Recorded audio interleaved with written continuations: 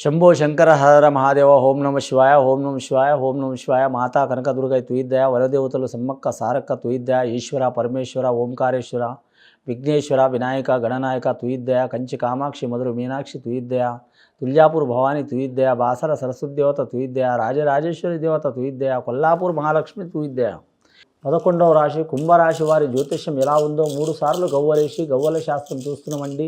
ఈ శాస్త్రాన్ని పురాతన కాలంలో చింతామణి శాస్త్రం అంటారండి. 3 సార్లు గవ్వలేసి భూత భవిష్యత్తు వర్ధమానం చూద్దామండి. మొదటిగా 3 గవ్వలు పడ్డాయండి. కుంభరాశి వారి జాతకంలో చూడాలంటే మాత్రం ఆదాయం 11, ఖర్చు 20, 9 రూపాయలు లాస్ ఉన్నది వారి జాతకంలో. ఎంత ధనం ఖర్చు అయినా వారు భయపడే జాతకం కాదు. ఎందుకంటే కుంభరాశి అంటే కుండ అండి. కుండ అంటే మట్టితో తయారు చేసింది. బావిలో కూడా నీళ్లు ఉంటాయి, కుండలో కూడా నీళ్లు ఉంటాయి. కానీ ఏ రకంగా ఖర్చు అయినా కానీ మాత్రం వారికి ఏ రకంగా ఒక రకంగా ఖర్చు అయినా ఇంకో రకంగా మాత్రం వారికి లాభం వస్తూనే ఉంటుంది. కీర్తి ప్రతిష్ట పెరుగుతూ ఉంటుంది. వీరికి ఎల్నాటి శని ప్రభావం ఉన్న మాత్రం మిగతా గ్రహాలు మంచిగా ఉన్నాయండి. రాహుగ్రహం, గురుగ్రహం అనుకూలత ఉంది, కేతుగ్రహం అనుకూలత ఉంది. నవగ్రహాల్లో వీరికి మాత్రం 5 గ్రహాలు అనుకూలత ఉన్నాయండి, 4 గ్రహాలు బాగలేవు. కాబట్టి అంతగా అనుకూలత లేదు. కాబట్టి వీరి జాతక బలంలో చూడాలంటే మాత్రం వీరు ఎవరికి పూజ చేసినా చేయకపోయినా మాత్రం ఖచ్చితంగా కులదేవత ఎవరైనా అమ్మవారు ఉంటే కనకదుర్గమ్మ కావచ్చు, రేణుక ఎల్లమ్మ కావచ్చు, పోచమ్మ నల్ల పోచమ్మ కావచ్చు, పోలేరమ్మ కావచ్చు, ఏడుపాయల ఎల్లమ్మ కావచ్చు, రాజరాజేశ్వరి దేవత కావచ్చు, జోగులాంబ అమ్మవారు కావచ్చు, కాళికా మాత కావచ్చు, లేదా మాత్రం వీరి జాతకంలో చూడాలంటే మాత్రం ముఖ్యంగా కనక మహాలక్ష్మి దేవత కావచ్చు, మహాలక్ష్మి దేవత కావచ్చు, అష్టలక్ష్మి దేవత కావచ్చు, కలకత్తా కాళీ కావచ్చు, వైష్ణవి దేవత కావచ్చు. అమ్మవార్లు చెప్పాలంటే 18 పీటల్లో మాత్రం అనంతకోటి దేవతల పేర్లు ఉన్నాయండి గాయత్రి మాతకు. కానీ ఖచ్చితంగా వీరు అమ్మవారి పూజ చేయటం చాలా మంచిది. కానీ మాత్రం చేస్తే మాత్రం ఖచ్చితంగా మాత్రం ఉగ్రదేవతల అమ్మవార్ల పేర్లు అయితే మాత్రం అమావాస అష్టమి రోజు పూజ చేయాలండి. అలాగే మాత్రం శాంత దేవతలు అంటే ఉగ్రదేవతలు ఒక రకంగా ఉంటారండి, శాంత దేవతలు ఒక రకంగా ఉంటారు. లక్ష్మీదేవత, గాయత్రి దేవత, సరస్వతి దేవత వీళ్ళు శాంత దేవతలు. ఈ 2 రకాలుగా పూజ చేయొచ్చు అండి. ఉగ్రదేవతలకు మాత్రం అమావాస ఘడియల పూజ చేయాలి, లేదా మాత్రం అష్టమి ఘడియల పూజ చేయాలి. శాంత దేవతలకు మాత్రం పౌర్ణమి ఘడియల పూజ చేయాలి, లేదా మాత్రం సప్తమి ఘడియల పూజ చేయాలి. చాలా వరకు పూజా ఫలితం లభిస్తుంది. 9 రోజులు చేయొచ్చు అండి. 9 రోజులు చేసి 10వ రోజు మాత్రం ఖడ్గమాల పూజ చేస్తే చాలా మంచిది. ఖడ్గమాల అంటే మనకు సంబంధించిన మన వృత్తికి సంబంధించిన ఏ వస్తువు ఉందో అదే ఖడ్గం అండి. దానికి పూజ చేయొచ్చు. కానీ మాత్రం ముఖ్యంగా వీరి జాతకంలో శుభయోగం చాలా ఉంది. శతతార శతభిష నక్షత్రం వారికి నరదిష్టి చాలా ఉంది.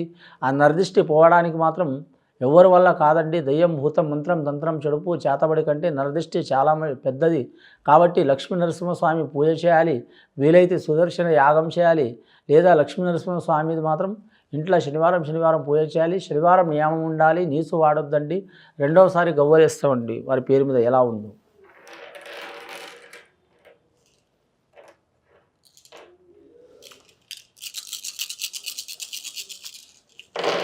రెండవసారి గవ్వలేస్తే ఒక్క గవ్వ పడ్డదండి వారి పేరు మీద. చెప్పాలంటే మాత్రం ముఖ్యంగా వారు ఎంతమంది ఉన్నా ఒక్కోసారి ఏకాకిలాగా అనిపిస్తుందండి వారి పేరు మీద. దీర్ఘమైన ఆలోచన ఉంటుంది వారి పేరు మీద. వీరికి కడుపులో కపటం ఉండదండి. ఏ మాట అయినా ముఖం ముందర చెప్తారు. రాయి పగలగొట్టినట్టు, కట్టి విరగొట్టినట్టు. ఇవాళ 10 రూపాయలు ఉన్నాయని ఉన్నా లేకున్నా కానీ ఒకటే రకంగా ఉంటారు. ఇంకోటి వీరి కాడ ఏంటంటే మాత్రం ఎవరితో ఎలా ప్రవర్తించాలో ఖచ్చితంగా అలాగే ప్రవర్తిస్తారు. మంచివారి కాడ మంచివారి లెక్క, మూర్ఖుల కాడ మూర్ఖుల లెక్క, పెద్దల కాడ పెద్దల లెక్క, పిల్లల కాడ పిల్లల లెక్క. కానీ ఒకటే రకంగా ఉండే గుణం ఉండదు వీరి జాతకంలో. తల్లిదండ్రుల సైడు కంటే అత్తమాల దిక్కు నుంచి ఆస్తి వచ్చే అవకాశం ఉంటుందండి. అది ఆడవారికైనా మగవారికైనా. సన్నిహితులు, స్నేహితులు ఎక్కువ ఉంటారు వీరికి. వీరికి శత్రువులు అంటూ ఎవరు ఉండరు. కానీ వీరి ఎంట ఉన్న వాళ్ళే ప్రాణమిత్రులే వీరికి చాలా వరకు శత్రువులు తయారయ్యే అవకాశం ఉందండి. వీరి కాడ రహస్యం దాగదు. దీని మూలంగా చాలా ఇబ్బందులు వస్తాయి. అంటే వీరి కాడ రహస్యం దాచి కడుపులో పెట్టుకున్నారనుకో కడుపును వస్తుంది. అది అందువలన ఎవరికో ఒకరికి చెప్తారు. ఒకరు పోయి 4 చెప్తారు, 4 పోయి 40 మంది పోయి 400 అయి ఇబ్బంది అయ్యే అవకాశం ఉందండి. అందువలన మాత్రం ఇంటి గుట్టు మాత్రం చెప్పవద్దు. ఇంటి గుట్టు చెప్పే విషయం వీళ్ళ కాడ ఉంటుంది. చాలా జాగ్రత్తగా ఉండాలి. ఇంకోటి వీరి జాతకంలో గవర్నమెంట్ ఆఫీసర్లలో చూస్తే మాత్రం ఏ ఉద్యోగస్తులకైనా చాలా వరకు మాత్రం అంతగా అనుకూలత లేదండి. ఇబ్బందులు ఉన్నాయండి. ఆ ఇబ్బందులు తొలగిపోయే అవకాశాలు ఉన్నాయి. 3వసారి గవ్వలేద్దామండి. ఇప్పటివరకు 4 గవ్వలు పడ్డాయి. రాహు మార్గదర్శ గవ్వలు.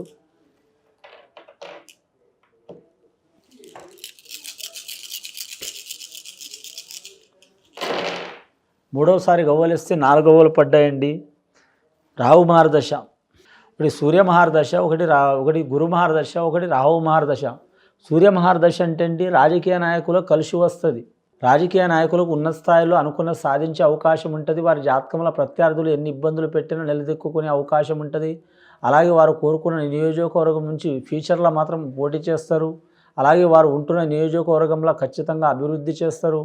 వీరికి ఆల్రెడీ శని నడుస్తుందండి. ఎల్నాటి శని ప్రభావం పంచాంగం ప్రకారం నడిచినా కానీ మాత్రం 8 గవ్వలు పడ్డాయి. అంటే 8 గవ్వలు వీరికి లాస్ట్ ఘడియలో శని నడుస్తుంది. ఈ శనికి మాత్రం వీరు ఏదన్నా ఒక రకంగా పూజ చేస్తే చాలా మంచిది. అలాగే మాత్రం సద్బ్రాహ్మణులతో మాత్రం శనేశ్వరునికి మాత్రం పూజ చేపిస్తే వీరికి చాలా మంచిదండి.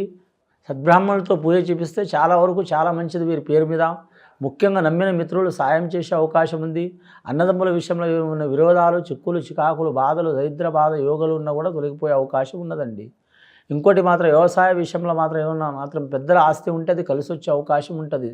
సరిహద్దులో ఏమైనా ప్రాబ్లం ఉంటే అది తప్పకుండా వీరికి విజయం వరించే అవకాశం ఉంది, లేదా రాజుకు వచ్చే అవకాశం ఉంది. రెండవది పాడి పరిశ్రమ రంగంలో కూడా కలిసి వస్తుంది.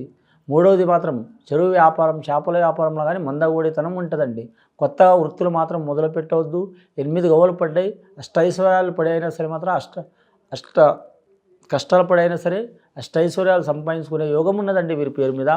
ముఖ్యంగా వీరు శనేశ్వరులకు, అమ్మవార్లకు పూజ చేస్తే, శాంతి చేపిస్తే చాలా వరకు శుభయోగం అవుతుంది. ఇది విని చూసి ఆచరించే వారికి, కుంభరాశి వారికి చాలా వరకు శుభయోగాలు కలుగుతాయండి. శుభం భూయత్.